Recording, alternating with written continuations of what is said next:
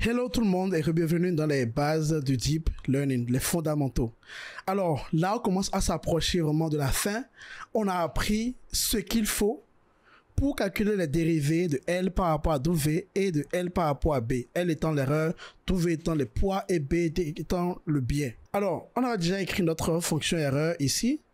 Ce que nous allons faire, nous allons le modifier légèrement pour faire en sorte que nous puissions, puisque on a dit ici, c'est les dérivés successifs à leur entrée. Il faut qu'on puisse regarder les entrées dans un dictionnaire. Donc, ce que nous allons faire, nous allons mettre les W et B ensemble et les éléments qui restent ensemble. Donc, ce que nous allons faire, nous allons créer un dictionnaire qu'on va appeler params ici. Et on met W à l'intérieur, on met deux points. Ce sera ce W là. Et le B, comme ça, ce sera ce B là. Et donc, du coup, on peut mettre tout simplement params ici comme paramètre. Pour trouver W, c'est params, voilà, comme ceci. Donc c'est comme ça qu'on arrive à avoir accès à W. Alors si j'espère que vous comprenez, il n'y a rien de compliqué. Hein. Si je mets ça ici, bah, vous allez voir que ce sera le voilà, le W qu'on a obtenu. Donc pour B aussi, ce sera pareil, ce sera params B, tout simplement. Voilà, params B. Donc, ce que nous allons faire, nous allons sauvegarder les valeurs intermédiaires aussi. C'est très important. Donc, du coup, je vais créer ici, on va appeler ça info. Hein, donc, un dictionnaire d'informations. Ou bien, on va appeler ça, c'est le stockage des informations de traitement. Alors, on va appeler ça information tout simplement. Info, ce sera un dictionnaire. Et donc, du coup, à la fin ici, on va mettre quoi? Info, on lui dit que M, voilà, c'est égal à ça. Et après, alors, on va sauvegarder B et P aussi. L, c'est pas la peine, parce que c'est ce qu'on retourne. Donc, je vais sauvegarder P aussi. Voilà. On a P. Et aussi, et si on sauvegarde X et Y également. Comme ça, on n'a pas à les... Quand on retourne le résultat, on peut facilement les manipuler. Donc, Y et Y ici aussi. Donc, du coup, là, ce que nous allons retourner L et nous allons retourner info aussi. OK? Donc, du coup, si on réessaie, donc, loss et info, si on fait ça, et on applique les X et les Y avec les params que nous avons là. Et on affiche le loss, c'était 8000 et quelques. Vous voyez, et info, ce serait les informations sur X, Y et M et P. Très bien. Donc maintenant, on peut écrire une fonction gradient, ok, qui va nous calculer les dérivés, tout simplement. Donc, il prend quoi? Il prend info en paramètre et il prend également params aussi. Donc, info, ça a tous les éléments et il prend aussi params. Ok? Donc, ici, ça nous permet de calculer les dérivés, tout simplement, comme on a vu qu'on le ferait. Rien de compliqué, hein?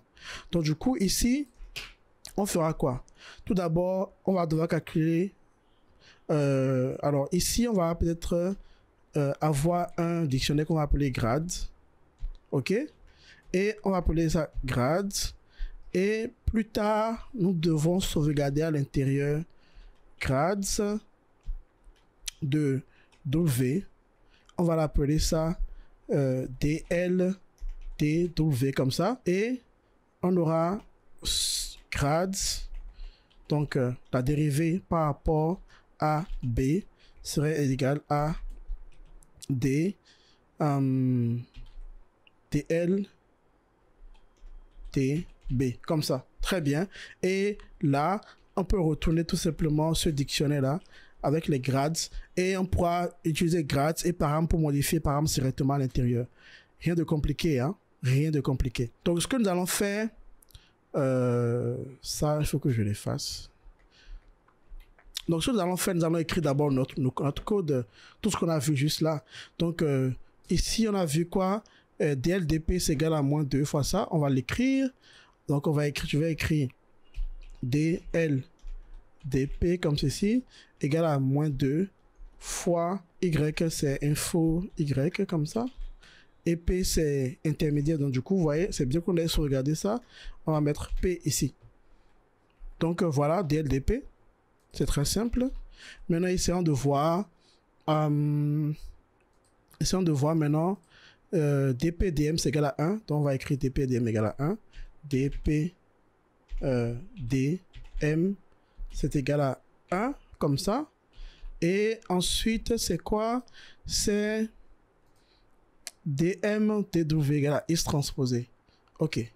Donc, je vais écrire dm tw égale à x. Donc, info x point transposé, comme ça. Et donc, du coup, le résultat, en fait, dl dw, c'est tout simplement la multiplication de ça fois ça fois ça.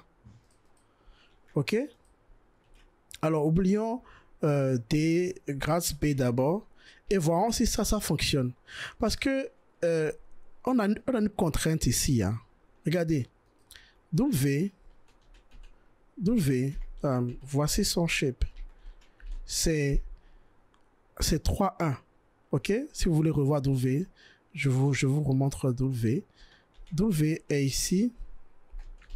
Vous voyez? Donc ça c'est W1, W2, W3. Donc le DL dW doit avoir la même forme pour qu'on ait la dérivée par rapport à W1, la dérivée par rapport à W2, la dérivée par rapport à W3. Ok? Donc du coup, on va voir si ce W est égal à 3,1 aussi, si le résultat est égal à 3,1 aussi. Ok? Donc pour ça, nous allons faire gradient, info et params, on les appelle.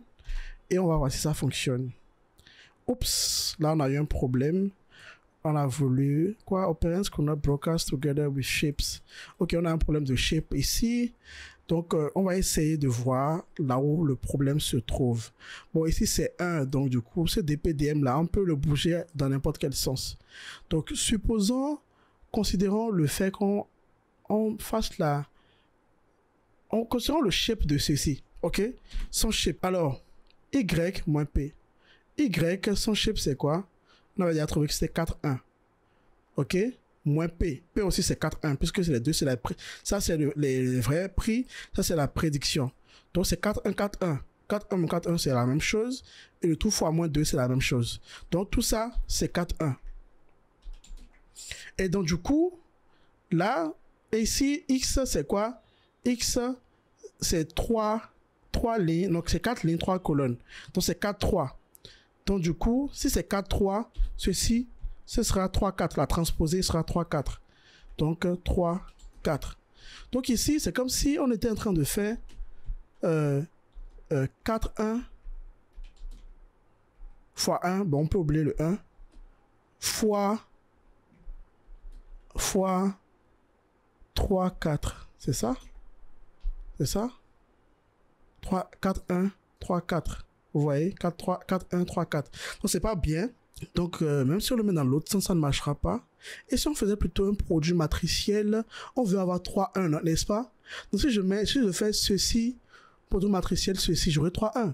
C'est-à-dire, regardez ceci. Si je fais 3, 4, produit matriciel, 4, 1, bah, j'aurai 3, 1. Parce que ici, on a cette règle-là qui est vérifiée et le résultat sera 3, 1. Donc, du coup, ce qu'on doit faire, c'est plutôt dmdw au départ. Donc, celui qui résulte du produit matriciel, on doit le mettre au départ et faire le produit matriciel avec dldp. Donc, du coup, ça fait np dot, voilà, de ça et dldp. Ok. Et le tout fois ceci fois 1, donc c'est la même chose. Donc voilà, ça se voit facilement. Donc ça devrait marcher cette fois-ci maintenant. On va voir ce que ça donne. Ok, vous voyez là, ça a marché. On a le W, on a le gradient, vous voyez le W. Voilà les gradients et ça marche. C'est super. Vous voyez, là, on a la dérivée par rapport à W1 qui est moins 99. C'est négatif, ça veut dire quoi? Ça veut dire qu'il faut qu'on augmente W.